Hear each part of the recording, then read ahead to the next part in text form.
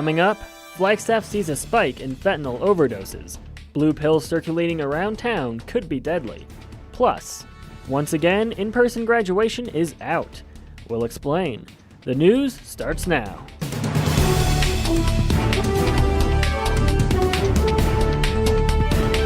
You're watching NAZ Today, Northern Arizona's local news.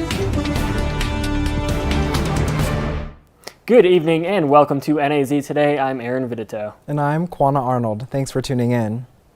Throughout this year, Flagstaff PD has seen a spike in fentanyl overdoses and deaths. Sergeant Charles Hernandez says this is linked to a blue pill labeled M on the front and 30 on the back.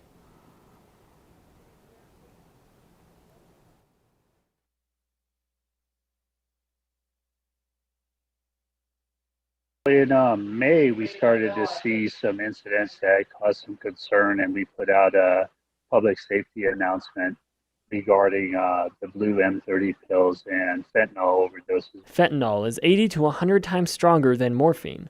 The department saw 19 incidents of overdoses by the beginning of September, with 6 deaths linked to the pills.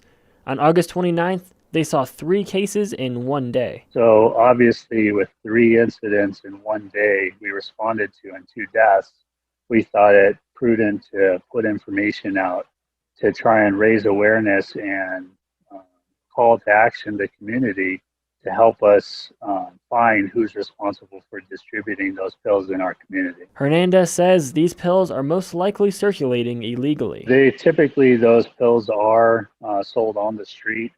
Obviously, if they're containing fentanyl, that's an additive to the oxycodone type pill that they're seeking to purchase on the street. And with Flagstaff sitting at the I-17 and I-40 corridor, the city is a unique distribution point. Our investigation leads us to believe that those type of pills are making their way up to our community by way of Mexico and the Mexico-Arizona border. But besides fighting the distribution at the source, local law enforcement is teaming up with the DEA and the U.S. Army Task Force to raise public awareness. October is actually Red Ribbon Month, and it's going to be a campaign that we're going to push out beginning at the end of this month to get the word out and try and combat the use of opioids. In addition, Flag PD is working with the county sheriffs, federal agents, and NAUPD to help combat the sales of opioids and find a solution for the community. But the solution isn't as simple as avoiding the pills. For people who are addicted, there's a lot of social resources available in the community, and I would ask that they just need to either contact the police department or reach out to a medical facility, and they have access to those treatment centers as well. So they can definitely beat and get treated for their addiction and lead a healthy and productive life. If you or a loved one is struggling with drug addiction, reach out to one of the Flagstaff treatment facilities listed on your screen. And if you know anything about the M30 pills that have been circulating, local authorities ask that you call Silent Witness. NAU has moved to in-person instruction, and some of the members of the Flagstaff community have mixed feelings. Vice Mayor Adam Shimoni says the decision to reopen should have been a more collaborative effort. You know, with NAU bringing back 16 to 20,000 students here to Flagstaff in the coming weeks, public health needs to be top priority. And that needs to be the message that is radiated through leadership at all levels, right? From city to county to state to federal. And unfortunately, that's not the priority. And at the end of the day, we're talking about human lives. Shimoni says although students on campus may not see many side effects of the virus, faculty and elderly community members are the ones we need to look out for. If there is an outbreak on campus, it's really going to come down to the individuals who are part of that community, the NAU community, stepping up and putting a stop to it and looking beyond their own well-being. Because at the end of the day, students likely will be fine. Even though they are aware that precautions are necessary to stay safe, Associate Manager at Galaxy Diner Miranda Arriaga says the increase of students in the community has helped business. 95% of my staff are NAU students. So, I mean, we have a lot. I mean, we have the Standard right across the street. So that brought in traffic, as well as for us with reopening August 7th, we got a lot of traffic in for them wanting to work here. as well as a lot of the students wanted this place to come back. So a lot of them came back in again for our milkshakes. And so the business has been well with students coming back. It seems a little bit busier, honestly. Coconino County epidemiologist Matthew Maurer says social distancing can only go so far in terms of keeping the campus and community safe. It's one piece of the puzzle. So there's what I talked about before was the main ways to really prevent the spread of that illness. And so the distancing is that one piece. So we put it at that 6-foot range. And really that's because that's how well those respiratory droplets can spread from one person to another. NAU says it is taking every step it can to prevent the spread of COVID, from giving masks and thermometers to every student to randomly testing 2,000 students and faculty each week. COVID has once again forced NAU to move its graduation from in-person to virtual delivery. The fall virtual graduation is set to take place on Sunday, November 22nd at 1 o'clock through a link on NAU's website. Students who applied for graduation can expect to receive a custom slide with their name, major, and any submitted photos to appear during a slideshow during graduation. Also canceled is a planned recognition of students who were not able to graduate in person last May, also because of COVID. NAU President Rita Chang said on Twitter that graduates will get more information on the digital ceremony and what to expect in the coming weeks. Since the start of the coronavirus pandemic, many small business owners throughout the country have faced new challenges not seen before. Even with financial assistance, many store owners are struggling to stay afloat. NAZ Today's Christian Ayala takes a closer look to see how the pandemic is affecting small business owners here in Flagstaff. Running a business of any kind is never an easy task. From finances to customer satisfaction, store owners and their employees must now also adapt to a new normal brought on by COVID-19. It's presented some challenges, and it's just something all of us small business owners and management and staff are just having to move on and move forward and figure out as we go. None of us have been through this before. There is no playbook to pull from. The pandemic has also changed the way stores interact with customers. Sweet Shop in downtown Flagstaff requires workers and customers to wear masks and practice social distancing at all times. Even restaurants have taken a step further by moving their dining rooms to the outdoors. It's a little bit tough because usually in a candy store we give a lot of samples to people, but we haven't really been able to do that because of COVID. So that's kind of something that we're missing out on. Imagine trying to open up a new business in the pandemic. The Cavano Coffee House has been delaying its grand opening since April as the store struggles to hire staff members and begin training.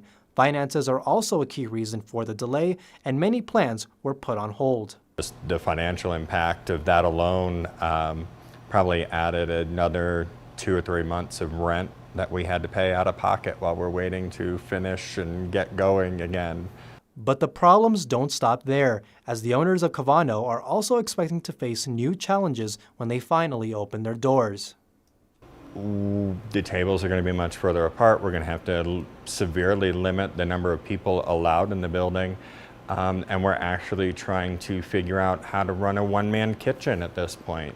But not all hope is lost. Small businesses throughout the city have adapted to these new rules and regulations and are coming up with creative ways to keep their doors open to the public. If we continue to quarantine, I think that the tourist business is going to be greatly affected. It already has been, but I think being in here long enough, like, we can work out different ways to attract people, attract business. Christian Ayala, NAZ Today. Arizona Snowball has broken ground on its new project, replacing the old Agassiz chairlift with the new lift. The new lift will be called a combination lift, consisting of 6-person open chairs and 8-person gondola cabins. NAZ Today's Tori Smith tells us more. The Agassiz chairlift was first installed in 1961 and has been replaced 3 times. The new lift will help skiers get more runs in. J.R. Murray with the Snowball says it was time for a refresh. Well, the Agassiz lift that was there has been in operation since 1986. That put that lift over 30 years old, and the lift operates almost year-round. So the lift really has the operational age of almost 50 or 60 years. And so the lift was becoming outdated. It was becoming difficult to find parts for it, and it was just at its useful life. Before reopening, Snowball is making a plan for complying with COVID health standards. Murray says Snowball will require social distancing, masks, and other precautions. Things will be different up here, and things will be different at every ski area in the country and across the whole globe, really. The new combination lift will have other advantages as well, such as being more comfortable for families with young children. The new lift should be up and running by Thanksgiving, just in time for the ski season. Tori Smith, NAZ Today. Coming up, with the school year in full swing, campuses around the country are worried about parties becoming the new COVID super spreaders. Stay with us.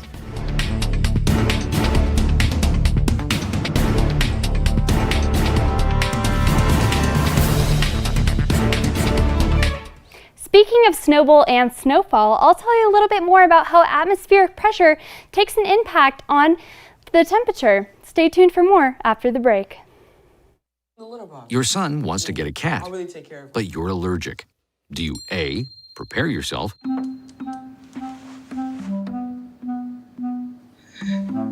B, make the best of it, C squared equals 25. Good job! or C, find a loophole? When it comes to parenting, there are no perfect answers, but that's okay, because you don't have to be perfect to be a perfect parent. Teens in foster care will love you just the same. Does your family need a break from the daily routine? Hello, I'm Dr. Spruce. If you or someone you know needs a healthy dose of nature, visit discovertheforest.org and trade in the big screen for the big blue sky by visiting a local park or forest near you. Hiking, picnicking, swimming, orienteering, climbing, admiring wildlife, or inhaling fresh air may result in heightened creativity, feelings of joy, harmony, satisfaction, and a euphoria that can only be explained as oneness with the natural world. Whoa. Bye-bye. Hi. Hoping for a crisp breeze to help keep you alert. Oh, he took a sip of water too. That'll probably help. You were probably gonna turn down the radio too, so you could focus, right? Probably okay isn't okay. Right. If you see a warning sign, stop and call a cab, a car, or a friend. I think the water line is what really drove it home. I blew on him. They call me Prince like I'm royalty or something. But the places I've lived ain't no palaces. So I don't need grilled salmon or a new scratching post. Just give me a cardboard box and a can of tuna and we're good. You can even change my name. I'm cool being the kitty formerly known as Prince.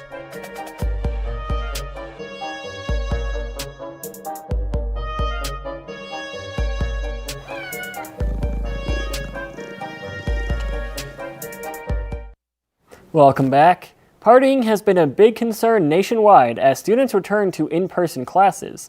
CNN's Nathan Vickers reports from Kansas University on a familiar issue seen even here at NAU. On Saturdays after football games, parties have a way of popping up on Emily Knight Street. Filled the stairs, all the front yard. This fall, she's been careful not to go to any large events. Even if it doesn't affect me or doesn't get me sick, I could get other people sick or it could affect other people. That's why she and her roommates were shocked at the sheer number of people next door this weekend. And there's just people swarmed all over the front porch and in the front yards of both neighbor houses back there. A KU professor posted this video of the party, expressing concern for the lack of masks and close proximity of the people there, though he would not speak to KCTV5 on camera for this story. Neither would the people who live at the two houses involved. It kind of took me aback for a second. I was like, well, I was not expecting that many people around or anything like that. KU has been testing hundreds of people every week, and they've discouraged parties like the one on this street. But some students say they're not surprised they're still happening. Since school has started, I've seen parties become bigger and less precautionary. There are a couple smaller parties, but that one I would say is more out of the ordinary. Gabriel Chapman-Ranstra believes most students are avoiding the party scene this fall. I think due to COVID, it's pretty much necessary to avoid environments like that, at least to that size anyway. Today, the university issued public health bans for both the houses involved in the party. A spokesperson wrote, "Most of our students are doing the right thing, but we will not tolerate selfish and irresponsible behavior." At least 90% of us are all being safe about the COVID situation, and this is just kind of like an exception to that. As a whole, the KU community, it's not like this. Of course, NAU is not immune to parties. Both on and off campus, we've already seen a small number of suspensions as well as cases of off-campus parties. But there are a number of resources to use to see if you have been exposed to someone who has tested positive for COVID. For instance, the Arizona Department of Health Services has developed an app called COVID Watch Arizona. This app uses anonymous Bluetooth data to determine whether you have been in contact with anyone who's tested positive with the virus, if that person registers their result within the same app.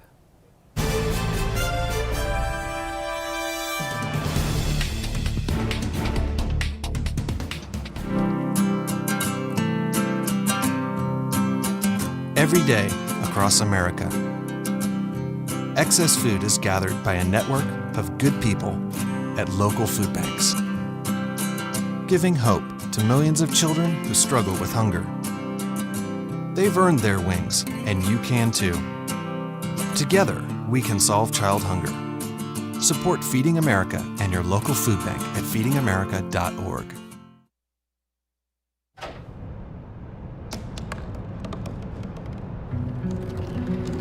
They said I couldn't dream. Called me a piece of trash and swore that's all I'd ever be.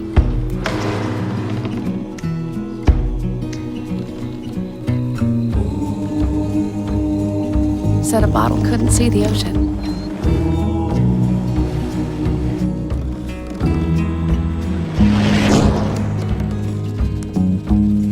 Give up. Go back to the dumpster. But I didn't listen. I made my way.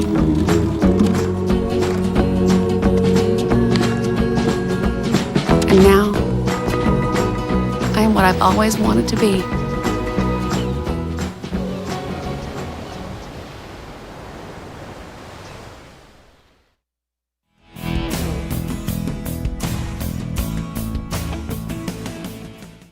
Welcome back to NAZ Today. I'm student forecaster Tori Smith, and I'm going to be talking a little bit more about how the barometric pressure system actually takes a toll on all of northern Arizona. Looking at the graph, you can see that all over the state you're going to be seeing around 30 ATMs, and that is normal, but if it goes a little bit above or a little bit below, that can actually take a toll. If it goes above that, we're going to be seeing higher pressure and it's going to be more dry and humid, but if it goes lower, we're going to be seeing more clouds and more humidity. So all in northern Arizona right now, we're seeing the more dry humidity, more dry, not humidity. In the lower elevations, we're going to be seeing humidity. But here we are going to see relative humidity of 8%. That is actually related to the barometric pressure system. And the Daily Almanac shows that today we saw that it was 75 degrees. The high was 82 and the low was 40, with the average being 73 and 42. So that is we're pretty above average, and across the state we're going to be seeing that as well. In Las Vegas, we're seeing 101, Sedona 83, and Payson 90 degrees. If you saw the show yesterday, you can see that the temperatures all around the state are going up, and we're going to be seeing that for the next few days, but eventually it will die down. Tonight, the forecast low is 40 degrees, and we are going to be seeing a new moon. That is going to be lovely if you go on a stroll and look up and see that the stars are going to be out and shining bright. It is going to be clear, so that'll be perfect for stargazing.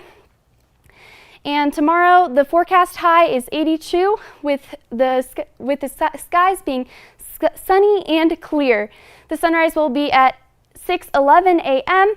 and it will be very nice for you early birds who like to go out and watch the sunrise. The forecast temperatures for across the state are also going to be high tomorrow. 92 in Page, 92 in Winslow, and 85 in Show Low. So still that same high temperatures, But moving on into the week, we are going to see that Thursday through Monday, it is actually going to decrease in temperature.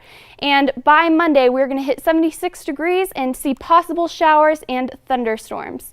Thanks for tuning in. Stay tuned for sports after the break. Hey, can you chop the pineapple? Chop the pineapple.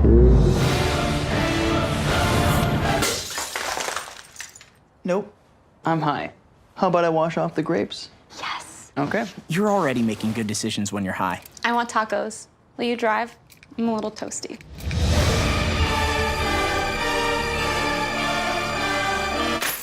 Nope, I'm high. Let's order in. Don't make an exception when it comes to driving. If you feel different, you drive different.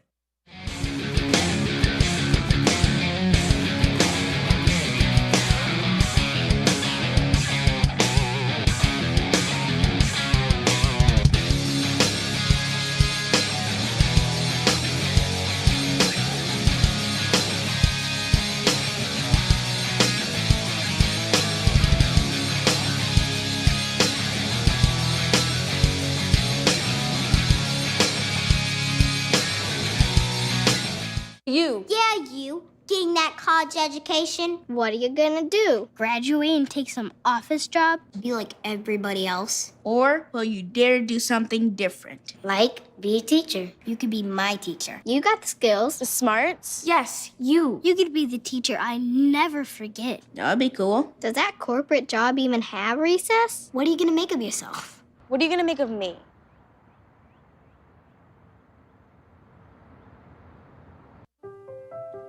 So we were walking to school. I started thinking about lunch. Mom packed me turkey and cheese. She's I really want smart. cheese pizza. Sometimes her mind wanders. We should have a sleepover. I remember saying, Laura? I think I heard Mom say something. The sign says don't walk. Sometimes it's so overwhelming. I really hope she doesn't I have really another hope I bad don't day have at another school bad day at today. school today. When you can see learning and attention issues from their side, you can be on their side. Go to understood.org, a free online resource with support and tools to help your child thrive.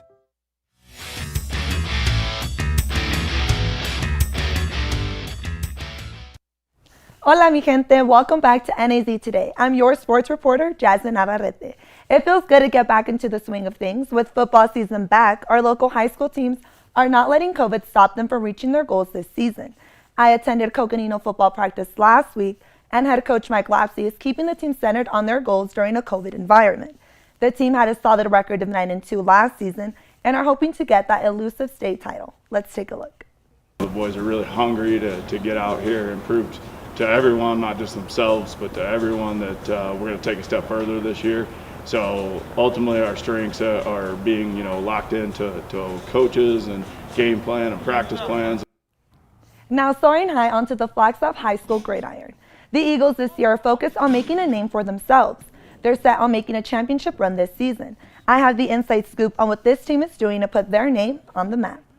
The Flagstaff Eagles are putting in the work. With a new quarterback, extra hours in the weight room, and NFL connections, Coach Hanley is guiding the team to success. With COVID, he has found new ways to keep the team motivated with their first on, last off mentality. It's been a challenge, but we're fortunate to have some kids that are really focused and felt like they underachieved last year. So luckily their mindset has been to take advantage of this time. This time is spent doing workouts from an app, having Zoom calls with NFL coaches and player development. Hanley is always seeking ways to keep the players connected on and off the field. His latest success, a midnight practice. At 12:01, we set the clock on the scoreboard there. As soon as we hit 12:01, so we were legally in September 7th, we hit the field. It was really neat. It was a real positive thing for our kids. This midnight practice left a positive experience in his players. Senior running back Luis Jaramillo recounts the excitement the team had stepping onto the field as the clock ticked 12:01. It was awesome. The energy level was high. Everyone was hype. Everyone got really into it. It felt like it was game mode, especially with the tunnel leading out, running out.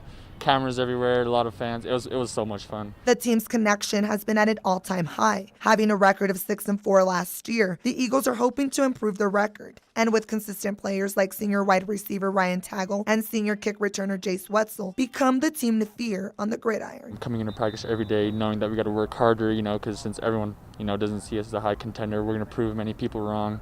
gotta have that mentality that, you know, we belong here, we have a good team, and we know it. This underdog mentality fuels the team to put in the extra work. With hungry players and a strong coaching staff, Hanley is confident that they can guide the team to a playoff run. Last year was our first year as a staff together, and putting in our plan that we want to execute. It doesn't go in overnight, and we're able to expand what we're doing, and so we're real excited. The team is excited to compete this upcoming season. With their first matchup less than a month away, Jaramillo has one message for the world. We've never been, at the top, so we want to show everybody that Flagstaff is here. The Eagles are hoping to start off their winning culture when they face off against Mingus on October 2nd. That is all I have for sports tonight, but there's more, so stay tuned after the break. As the nation's doctor, I often get asked, what should I do if I think I might have coronavirus? People who are sick should stay home. You don't go to an emergency room, you don't go to a clinic. You get on the phone and you ask for advice and instructions from your physician. We don't want you to go into the ER or the doctor's office without talking to them first, because you might spread coronavirus to someone else. Please visit coronavirus.gov for more information. They call me Maxie, but I prefer tripod. I was your above-average four-legged homie, and then wham, bam, minivan. Some people pity me. Now that's lame.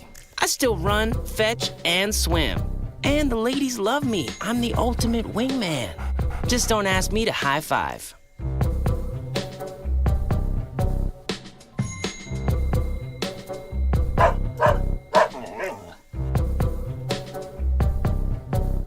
The next 30 seconds can save you a lot of money. Just do your laundry in cold and stick to full loads. Auto-sleep your computers. Plug your gadgets in a power strip and switch it off when you're done. Headed out? Turn back your thermostat by 10 degrees. And drive sensibly. The more energy you save, the more money you save. Find other great tips at energysaver.gov. Live with a human for a while and you get to know a few things. Like, I know she's actually not a morning person. I know she does strange tricks for no treats. I know that water makes her howl like crazy. I even know how the floor stays so clean. She's quick. But the one thing I will never for the life of me know is how she gets so tiny and inside that box. Natalie, how do you get so tiny?